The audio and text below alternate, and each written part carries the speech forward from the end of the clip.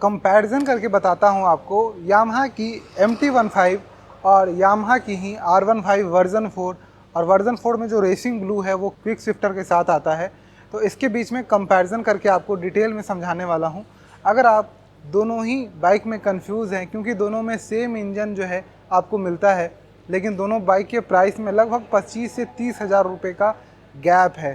तो क्या आपको एक रेसिंग स्टाइल वाली बाइक लेनी चाहिए या फिर आपको एक नेकेड स्पोर्ट्स वाली बाइक लेनी चाहिए जो कि हल्की होती है और ये उन चीज़ों के लिए ज़्यादा बेहतर है, जैसे सिटी में ड्राइव के लिए ज़्यादा बेहतर है, सीधे बैठ के चलाने के लिए ज़्यादा बेहतर है, वो लेनी चाहिए, या फिर ये बाइक लेनी चाहिए जो क्विक स्पीड ज़्यादा पकड़ पाती है, उसके कारण से आपको इसमें क्विक शिफ्टर भी मिलती है। ये रेसिंग डिज़ाइन में बनाई जाती है, तो थोड़ा सा रेस करने के हिसाब से बनाई जाती है, तो वो बाइक आपके लिए बेहतर है। तो आपको कौन सी बाइक लेनी चाहिए मैं आपको डिटेल में समझाता हूँ। MT-15 एक नेकेड स्पोर्ट्स बाइक है, जिसके कारण इसका ये बॉडी जो है वो आपको भरा हुआ सा लगेगा, लेकिन पीछे आपको जो है थोड़ा सा एम्प्टी सा लगता है देखने में।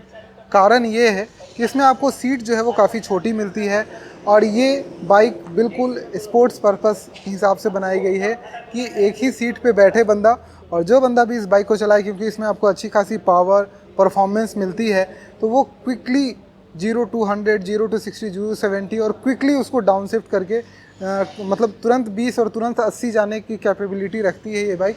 तो अगर आपका तुरंत स्पीड जो जिसको स्ट्रीट फाइटर हम बोलते हैं, यानी कि स्ट्रीट यानी लोकल बिजी सड़कों में बहुत आगे निकल के जाने वाली वो बाइक जो है ये है, क्योंकि इसकी हैंडलिंग जो है वो काफ़ी कंफर्टेबल होती है। ये बाइक 141 kg 141 kg की with full fuel tank and engine oil के साथ आती है। इसका मतलब ये है कि अगर आप ये बाइक लेते हैं तो लगभग इसका खुद का कर्व वेट लगभग 130 kg के आसपास ही रहता है। ये एक हल्की बाइक है, तो स्ट्रीट फाइटर के तौर पे लोकल सड़कों पे एकदम आगे निकल के आपको भागना है तो ये बाइक आपको काफ़ी मदद करती है। ये बाइक काफ़ी हल्की होने के कारण काफ़ी पकड़ में रहती है। अब क्योंकि इसमें आपको R15 में जो इंजन मिलता है सेम इंजन मिलता है 155 सीसी का VVA 6 गियर ट्रांसमिशन के साथ, स्लीपर क्लच विथ असिस्ट के साथ। ये 4 वाल्व वाली इंजन है, लिक्विड कूल्ड इंजन है जो कि आप कूलेंट से ठंडी होती है बाइक, वो सब कुछ इसमें है जो होनी चाहिए एक बाइक में, मतलब इस टाइप की बाइक में जिसका इंजन ज़्यादा हीट होना का चांसेस रहता है, जो इस तरीके से एक्सट्रीमली रफ़ यूज होती है। और ये इंजन टाइप भी वैसा है कि जिसमें आपको लिक्विड कूल्ड देना ही देना होता है कंपनी को। तो उन सभी चीज़ों के अनुसार जो देखें तो इस बाइक का इंजन परफॉर्मेंस भी काफ़ी अच्छा है, जो कि 18.4 PS का पावर और 14.1 न्यूटन मीटर का टॉर्क आपको प्रोवाइड करती है। इसमें टॉर्क भी ज़्यादा है और पावर भी ज़्यादा है, जिस कारण ये काफ़ी क्विकली रिस्पॉन्स करती है। और इसमें आपको मिल जाता है USD फॉक्स आगे, जो कि काफ़ी अच्छे देखने में लग रहे हैं। 282 mm के डिस्क हैं with dual channel ABS and आपको इसमें ट्रैक्शन कंट्रोल भी मिल जाता है। तो ये सभी चीज़ें इस बाइक में आपको मिल जाती है। 170 mm का ग्राउंड क्लियरेंस है, तो आप कहीं ऑफ रोड में भी जाते हैं तो आपको कोई ख़ास दिक्कत नहीं आती है। MT-15 जो है वो बहुत ही अच्छी बाइक है अपने सेगमेंट में। 2,03,000 4,000 रुपये ऑन रोड प्राइस के आसपास आती है। इसका दो वेरिएंट आता है, जो 168 एक्स शोरूम है और 172 एक्स शोरूम है। तो ये जो आप देख रहे हैं सामने ये 172 700 एक्स शोरूम है। तो इसमें चीज़ें आपको मिल जाती है। इसमें टायर भी काफ़ी अच्छे मिलते हैं। 150 सीसी सेगमेंट के अनुसार देखें तो 100 सेक्शन का आपको फ्रंट में टायर मिलता है और 140 यानी 140 सेक्शन का आपको रियर में टायर मिलता है। और रेवजेड radial tubeless tyre 220 mm disc with ABS आपको यहाँ पे देखने को मिल जाता है। और इसमें आपको नॉर्मल जो मोनोशॉक होता है उससे बेहतर unit link type monoshock shock absorber मिलता है, जो कि यहाँ पे आप देख सकते हैं। ये देखने में कितना अच्छा लग रहा है और ये नॉर्मल से काफ़ी बेहतर काम करता है। अब इंजन वाली सारी स्पेसिफिकेशन जो मैंने आपको इसमें बताई वो R15 वर्जन 4 में भी सेम मिल जाती है। इसका जो USD फॉक्स है वो भी सेम है, ब्रेक्स भी सेम है, ट्रैक्शन कंट्रोल भी सेम है, सब कुछ सेम मिल जाता है। इसके बस जो चेसी का डिज़ाइन है, डेल्टा बॉक्स फ्रेम आपको मिलता है, वो मतलब चेसी दोनों का अलग है। ये आप बोल सकते हैं दोनों का स्टाइल, सीट कंफर्ट, दोनों के सीटिंग पोस्चर, वो दोनों चीज़ें अलग है, बाकी सब कुछ सेम है। इस बाइक में आपको कुछ चीज़ें ज़्यादा मिलती है प्राइस सेगमेंट के अनुसार, जो कि इसमें आपको जो इंस्ट्रूमेंट कंसोल मिलता है वो ज़्यादा एडवांस्ड है, बहुत ज़्यादा एडवांस है, इवन इसके मुकाबले तो बहुत ज़्यादा एडवांस है, वो आप बोल सकते हैं। उसमें आपको क्विक शिफ्टर भी मिल जाता है, जो कि वर्जन 4 के रेड वाले वेरिएंट में तो आपको कंपनी फिटेड नहीं मिलेगा, लेकिन R15 वर्जन 4 में आपको यहाँ पे क्विक शिफ्टर मिल जाता है, जो मैं आपको दिखा देता हूँ, जो कि क्विक शिफ्टिंग करने के लिए काफ़ी ज़्यादा जो है वो महत्वपूर्ण होता है, और खासकर रेसिंग कम्यूनिटर्स के लिए तो बहुत ही ज़्यादा ये उनको बहुत ज़्यादा पसंद है। इसकी लाइट, इसका एरोडायनेमिक शेप, ये सभी कुछ इसमें काफ़ी ज़्यादा हाई लेवल का बनाया गया है।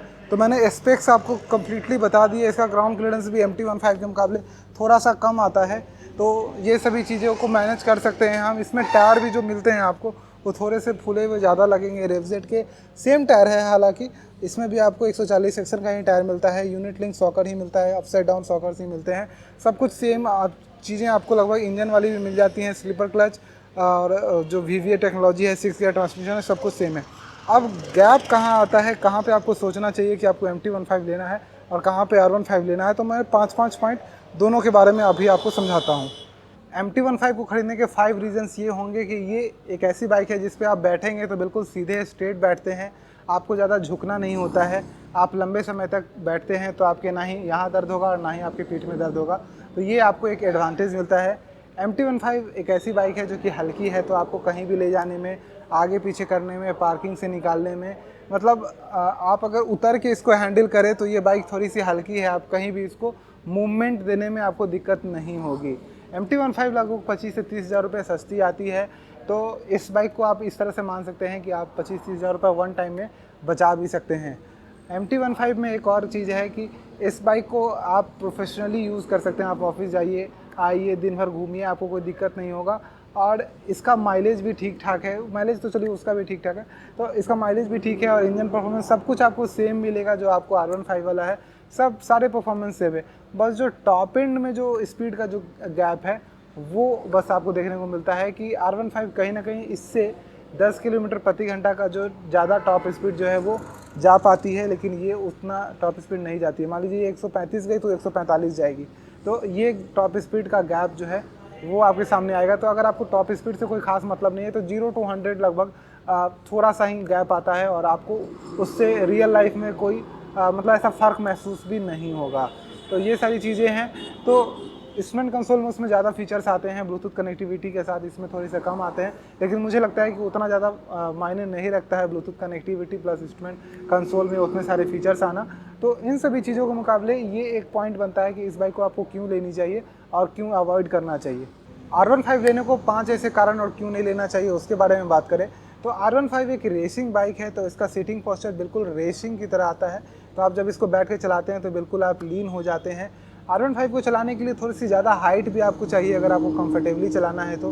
वैसे रेसर्स का कोई हाइट का मतलब नहीं होता है, रेसर्स के लिए वो 5 फुट 2 इंच 3 इंच के होने के बावजूद भी R15 को चला सकते हैं, लेकिन एक कंफर्टेबल सीटिंग पोजीशन जिसको हम बोलते हैं, जिस हाइट के हिसाब से इसको बनाया गया है तो 5.6 के ऊपर ही चाहिए आपको, और अगर 8 है तो आप बहुत ज़्यादा कंफर्टेबल रहिएगा। इवन आप धीरे धीरे सीधा भी होने लगिएगा, मतलब स्ट्रेट भी होने लगेगा जितना आप लंबे रहिएगा, क्योंकि जितना आप लंबे रहिएगा आपका हाथ उतना ज़्यादा लंबा होगा और आप उतना ज़्यादा सीधा होते जाइएगा, तो उसके कारण आपके लिए धीरे धीरे कंफर्टेबल होते रहेगा। लेकिन जितना आपकी हाइट कम होगी उतना ज़्यादा आप इसमें लीन होते जाइएगा।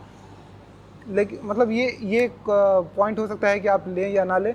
एक पॉइंट ये है इस लेने के बारे में 2-3 पॉइंट मैं आपको बताता हूँ। ये बाइक इससे बहुत अच्छी दिखती है, बहुत महंगी दिखती है, प्रीमियम दिखती है, रेसिंग मोटरसाइकिल है, तो इसमें आपको ऐसे फीचर्स मिलते हैं 30 हज़ार के आसपास, ज़्यादा देने में 25,000-30,000। इसमें आपको क्विक शिफ्टर मिल जाता है। इस बाइक का एरोडायनेमिक शेप ऐसा है कि इस बाइक में पिकअप ज़्यादा है, ये देखने में अच्छी लगती है। इस बाइक को रेसिंग कम्युनिटी में आप जब ऐड होना चाहते हैं तो इसको कम्यूटर सेगमेंट में भी कुछ लोग ऐड कर देंगे, लेकिन इस बाइक को दूर से देखने से लगता है कि ये रेसिंग बाइक है, और वैसा परफॉर्मेंस भी डेफिनेटली है R15 का। तो ये सारी चीज़ें इसके पॉजिटिव पॉइंट्स। निगेटिव पॉइंट्स में बात करूँ, इसमें वो पॉजिटिव में चला जाएगा कि इस बाइक में बैठने का तरीका कुछ समय के बाद आपको दिक्कत होगा। अगर फैमिली में किसी मेंबर को आप पीछे बैठाते हैं तो इसका सीट इवन इससे भी ज़्यादा अनकंफर्टेबल है, जिसके कारण आपको, क्योंकि इसका देखिए रियर फुटरेस्ट यहाँ पे आता है, तो इससे भी ज़्यादा अनकंफर्टेबल है। तो किसी को पीछे बैठाते हैं तो सिर्फ लड़का जो पीछे दोनों तरफ पैर करके बैठता है उसी को कंफर्टेबल फील होता है, वो भी 100 के स्पीड के बाद जो है वो अनकंफर्टेबल फील करने लगता है। तो ये सिंगल सीटर बाइक इवन ये भी है, लेकिन ये चल जाती है, लेकिन ये चलाने में थोड़ी दिक्कत है सिंगल सीटर के हिसाब से, मतलब डबल सीटर के हिसाब से। तो ये सारी दोनों में अच्छाइयाँ हैं, बुराइयाँ हैं कि दोनों में से कौन सी लेनी चाहिए। मैं आपको फाइनल वर्डिक्ट बताता हूँ, बहुत कंफ्यूज हो गए हैं मेरी बातों से। तो अगर आपको नॉर्मल ऑफिस जाना है, घर आना है, लोकल काम करने हैं, राइड पे नहीं जाना है, रेस नहीं लगाना है, तो ये बाइक जाके लीजिए। आप कॉलेज मतलब छोड़ चुके हैं, आप रेसिंग कम्युनिटी में हैं, तब आप इस बाइक पे जाइए। अगर आप कॉलेज छोड़ चुके हैं और रेसिंग कम्युनिटी भी छोड़ चुके हैं, सिर्फ यूज़ करने के हिसाब से आपको अच्छी परफॉर्मेंस सब कुछ अच्छी बाइक चाहिए, तो आप इस बाइक पे जाइए। अगर आप रेसिंग कम्युनिटी में हैं, कॉलेज में हैं, कॉलेज ड्रॉप आउट हैं, मतलब छोड़ भी चुके हैं, मतलब नौकरी में हैं, सब कुछ कर रहे हैं और आपको एक परफॉर्मेंस चाहिए, आप एक रेसिंग कम्युनिटी में जुड़े हुए हैं जहां आपको रेस करने में मज़ा आता है, आपको हाई स्पीड चलाने में मज़ा आता है, तो आप कहीं ना कहीं इस बाइक पे जाइए। लेकिन इन सभी के परे जितने मैंने लॉजिक बताया ये सब बेकार है। अगर आपको दोनों में से कोई भी बाइक पसंद है और आपको मन है, तो मेरी डिसीजन किसी और के डिसीजन, किसी और के भाव विचार, ये सब कुछ हटाइए। और आपको अगर MT-15 लेने का मन है, बिल्कुल जाइए लीजिए। आपको R15 लेने का मन है, जाइए लीजिए। बिना क्विक शिफ्टर जो भी आपको वेरिएंट लेने का मन है लीजिए, वो आपको ज़्यादा संतुष्ट करेगा इन कंपैरिजन टू लॉजिक्स। कहीं ना कहीं जब बाइक और कार सेगमेंट में हम जाते हैं तो बहुत सारी ऐसी चीज़ें होती हैं जो हमारे सीधे मन से लगती है, वो लॉजिक्स से ऊपर होती हैं। तो मैंने बहुत से लोगों को राय दिया, विचार दिया है और सब कुछ समझने के बाद मैंने ये देखा है कि जो आपको पसंद है, अगर वो आपको मिलता है तो वो आपको ज़्यादा संतुष्टि और ज़्यादा खुशी देता है। तो उस अनुसार आप देख सकते हैं आपको कौन सी बाइक पसंद है, MT-15 या फिर R15, और कौन सी आपने बुक कराई है ख़रीदने के लिए। मुझे कमेंट में ज़रूर बताइएगा, अपने विचार ज़रूर बताइएगा कि इस बाइक को लेने का, इस बाइक को लेने का 2 शब्द में आप क्या बोल सकते हैं, वो ज़रूर मुझे बताइएगा। और अगर आप कोई भी बाइक लेना चाहते हैं तो डिस्क्रिप्शन में मलिन यामाहा का कॉन्टैक्ट नंबर, एड्रेस है, कॉन्टैक्ट करके आप जा सकते हैं। यहाँ पे सभी कलर्स अवेलेबल हैं मोटरसाइकिल के, तो आप देखिए और ख़ुद भी बताइए कि आपको कौन सी कलर और कौन सी वेरिएंट, कौन सी बाइक ज़्यादा पसंद आती है। Thank you, bye bye.